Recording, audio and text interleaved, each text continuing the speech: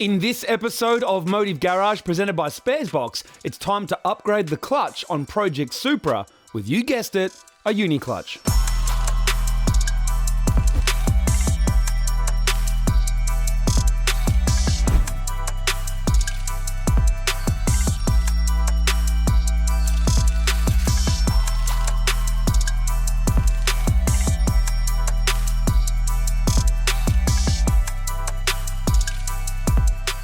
In our last episode of Project Supra by UniClutch, you saw that we increased the power and we also upgraded the grip with better tyres. Now these two things basically work from each end, get to the clutch and put a lot more strain on it. Now that combined with the fact that we found out the Supra has quite a small diameter clutch and very similar to what they use in diesel BMWs, we knew that we would need an upgrade for the extra power and to handle the grip when we want to drive it fast at the racetrack. So obviously being UniClutch's Supra, we worked with them to develop a new clutch for the Supra. Now, if you haven't seen our technical video about UniClutch and all of its benefits, head to the description below and check out the link and go and have a watch. For those new to UniClutch, it is a modular sealed twin plate clutch that uses a fitting kit to make it adapt to a wide range of vehicles. Whether you're running the stock engine and transmission or a swap, it's simply a case of mating the right flywheel mount and transmission spline to suit virtually any setup in minutes. Because you don't need to replace or machine the flywheel or make vehicle modifications to run a UniClutch, it makes it more cost effective for wholesalers, retailers and the end user without sacrificing quality. The UniClutch Sport has a dual drive 4-stage dampening system that allows for smoother engagement and in some instances can make up for the removal of a dual mass flywheel. The Supra, or should I say BMW transmission, like a lot of late model M cars, runs a 35mm input shaft to the transmission. So the guys at UniClutch in Melbourne had to develop a larger spline to suit the B58, N54, N55 and other models of BMW, which means M2, M3, M4, 335 and other BMW owners can get their hands on a UniClutch very soon. The B58 engine runs a relatively small diameter factory clutch, which you'd usually find in a 4-cylinder engine like an FK8 Civic or FA20 WRX. But for a Turbo 6, things are pushed to the limit. To give you an idea, the B58 stock clutch is a 20% smaller than the Nissan Z clutch. The thinking would have been to keep down rotational inertia and weight, as the Supra is a relatively light car compared to other modern sports cars. The factory clutch of this Supra was rated pretty much bang on the factory torque level, but as we saw in our last episode, ours makes more power, plus we're running stickier tyres which puts a lot more load through the clutch. We can't run the larger 10-inch UniClutch in the Supra like we did in our Z Proto, as there is simply no room in the bell housing, so we swapped out the Supra OEM clutch with the 8-inch UniClutch. We decided to keep the factory dual mass flywheel as it works well. It is a straightforward procedure as the clutch comes pre-assembled and can attach directly to the factory flywheel, so no machining, assembly or aligning is required on the car.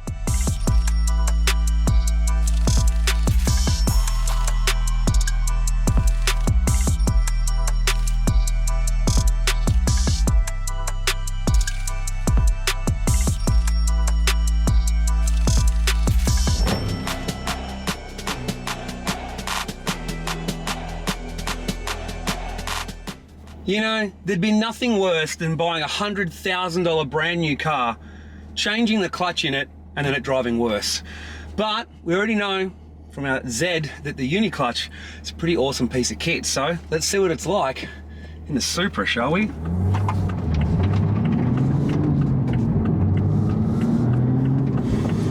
Well, it's taken about 100 meters to work out that just like what happened with our Z, the UniClutch in this car, you can't even tell you've got an aftermarket twin plate in here. There is no twin plate rattle.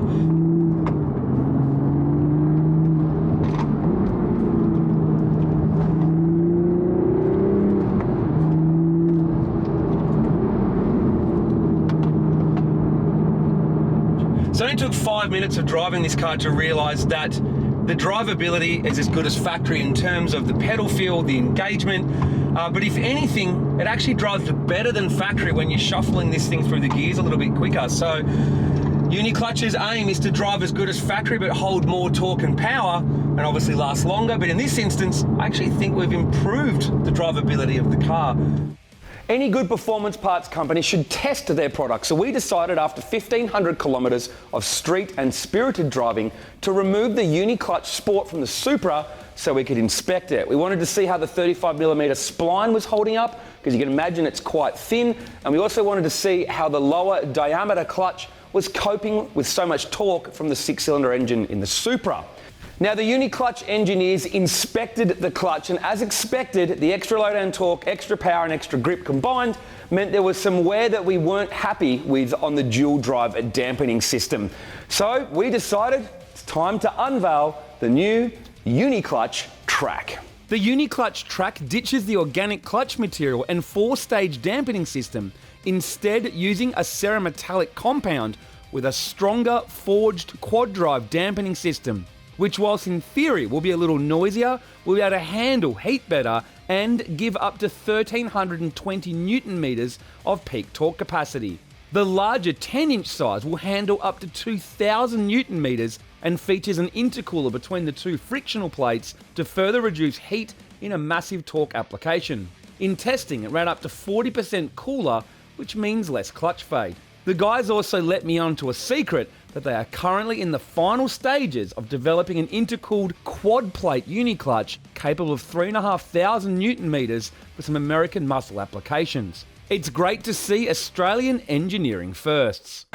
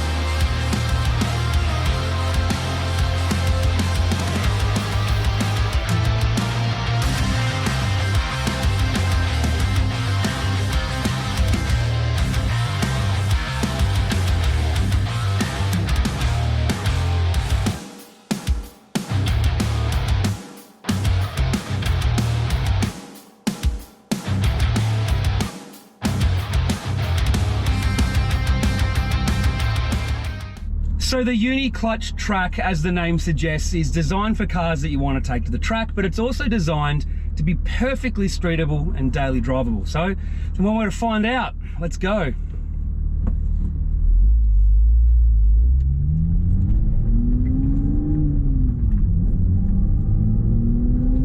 Well, as you can see, it's pretty easy to drive.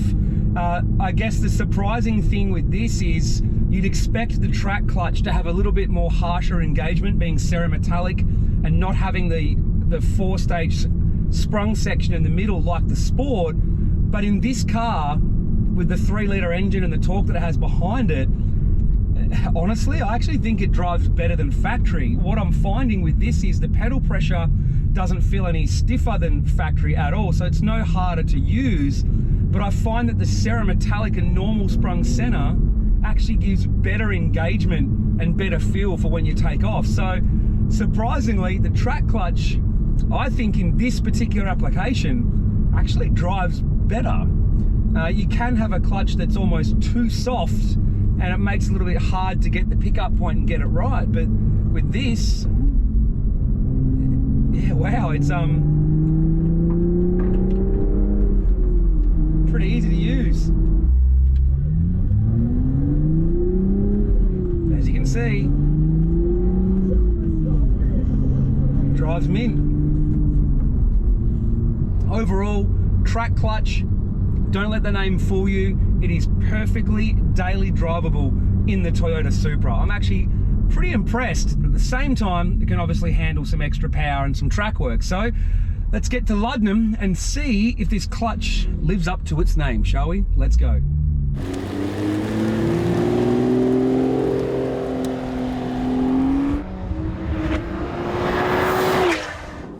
Right, so if we're going to test out the UniClutch Track, the best place to do it is, as the name suggests, at a racetrack. So we're here at Luddenham to see how well this clutch works.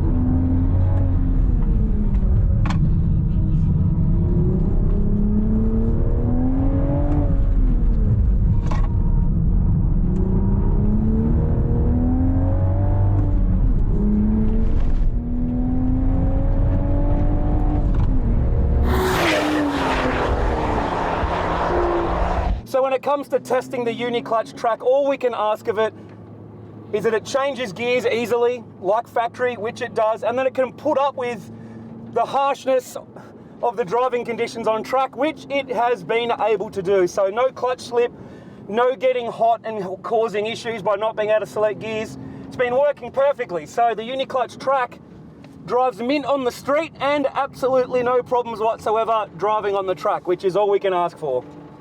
Let's go again, shall we?